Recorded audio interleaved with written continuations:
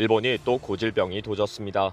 그동안 수차례 일본 정부가 엄청난 돈을 쏟아부었지만 실패를 했던 히노마루 프로젝트를 다시 시작한다고 발표했습니다. 드디어 오늘 세계 반도체 시장을 석권하겠다며 2나노미터 반도체 개발을 공식 발표했습니다.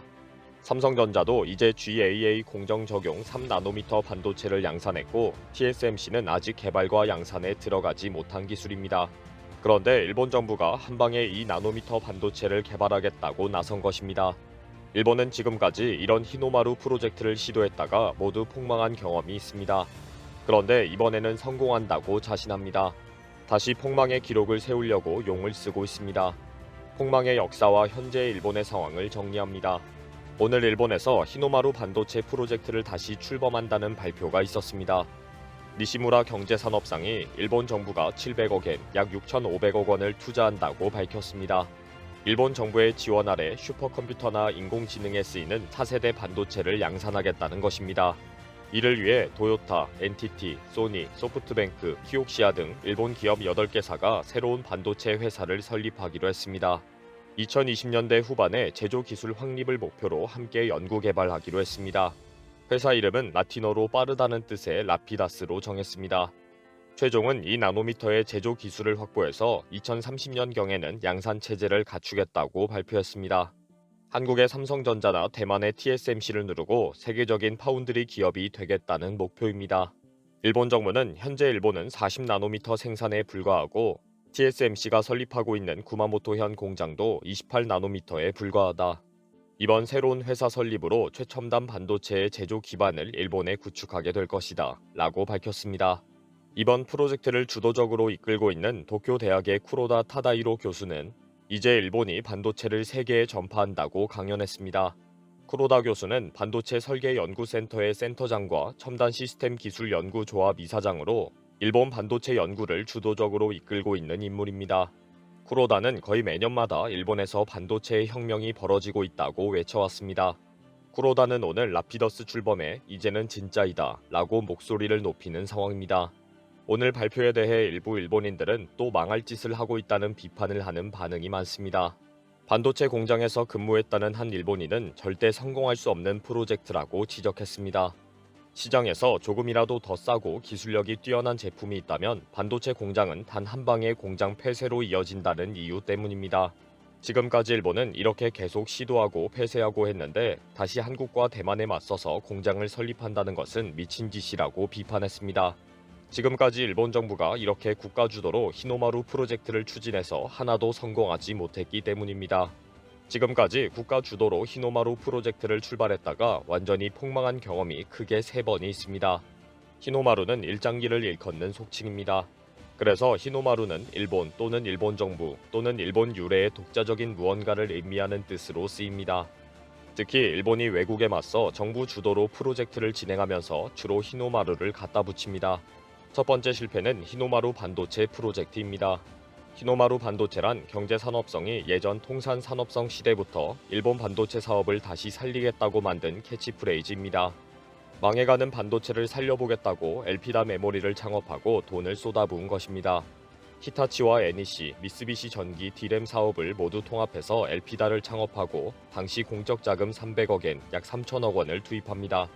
투입한 지 3년 만인 2012년 엘피다는 파산 신청을 하고 13년에 미국 마이크론에 넘어가 버립니다. 두 번째 실패는 한국 디스플레이 산업에 패배할 수 없다며 재팬 디스플레이를 창립한 것입니다. 2012년 히타피, 도시바, 소니의 액정 사업을 통합해서 재팬 디스플레이를 창립하고 1,700억 엔, 약 1조 6천억 원을 투입합니다. 당시 공식적으로 한국 LCD 산업 타도를 외치며 출발했습니다. 그 후 2016년에 300억 엔, 2017년에 1,070억 엔, 2018년 550억 엔을 계속 투입합니다.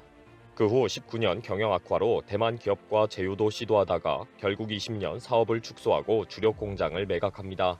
또 최근 대박 쪽박을 친 히노마루 프로젝트는 미쓰비시 항공의 스페이스 제트기 개발 사업입니다. 2008년부터 소형 비행기를 만들겠다고 시작했다가 결국 총 개발비 1조 엔, 약 10조 5천억 원을 말아먹은 프로젝트입니다. 미쓰비시 중공업의 소형 제트 여객기 스페이스 제트는 10년 이상 일본인들에게 엄청난 희망 고문이 되고 있는 악몽의 프로젝트입니다. 10년 동안 개발 완성, 시범 비행, 납품 연기 등을 계속 반복하면서 아직도 한 번도 제대로 납품도 못했습니다. 결국 스스로 할 수 없다고 판단하고 최근 대만과 함께 또 추진한 히노마루 프로젝트가 있습니다. 지난해 드디어 히노마루 반도체의 꿈을 이루게 되었다고 대대적으로 발표했습니다. 지난해 규슈 구마모토현에 대만의 TSMC를 유치하면서 다시 히노마루 반도체를 재건하게 되었다고 자랑한 것입니다. 그러나 바로 실체가 공개되면서 결국 TSMC 좋은 일만 시켜주게 되었다는 많은 비난을 받았습니다. 구마모토에는 28에서 22나노미터 수준의 일반 범용 반도체를 겨우 만들기로 했기 때문입니다. 이런 반도체는 기술 이전을 받아도 일본을 반도체 강국으로 만들 수 없다는 비판이 쏟아졌습니다. 소니는 지금 삼성전자의 이미지 센서의 추격을 받고 있습니다. 지난해 이미지 센서 시장은 소니가 46%, 삼성전자가 29% 점유율이었고 올 상반기는 44%대 30%로 다시 좁혀진 상황입니다. 2018년도에 50% 이상 차이가 났던 것에 비하면 이미 삼성전자가 유리한 고지에 들어선 것입니다. 소니는 삼성전자를 따돌리기 위한 투자에 들어갔지만 이미 2억 화소 등 고화소 시장을 선점한 삼성전자를 따라잡기 어려운 상황입니다. 이런 상황에서 소니의 마지막 승부수가 구마모토현의 TSMC와 이미지 센서 반도체를 생산하는 것입니다. 소니는 그동안 이미지 센서의 주력 생산을 위해 7천억엔 약 7조 원을 투자해 왔습니다. 이미지 센서는 전자의 눈이라 불리는 고감도 반도체로 IT 기기나 자동차에 폭넓게 사용되고 있습니다. 소니는 이미지 센서의 수요 증가가 폭발할 것으로 보고 TSMC와의 합작 회사에 570억엔 약 5,600억 원을 출자했습니다. 소니그룹은 세계적인 반도체 부족 현상을 극복하고 안정적으로 조달하는 획기적인 해결책이 될 수 있다고 밝혔습니다. 언론도 28나노미터 수준의 반도체가 사실은 수요가 많은 반도체라고 지적합니다. 최근 자동차나 전자제품에서 반도체 부족으로 큰 어려움을 겪고 있는 수준이 28나노미터라는 것입니다. 현재 일본은 소니 이미지 센서와 가전제품에 사용되는 반도체 공급 대책이 없다는 상황이라고 지적합니다.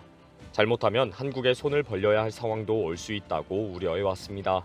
이렇게 일본이 반도체 부족에 대한 대책이 전혀 없는 와중에 TSMC가 일본에 공장을 설립한다는 대책이 나왔습니다. 이제 TSMC의 28나노미터 반도체 공급으로 소니와 가전제품 회사가 반도체 공급을 안심해도 되는 상황이 되었다고 자랑합니다.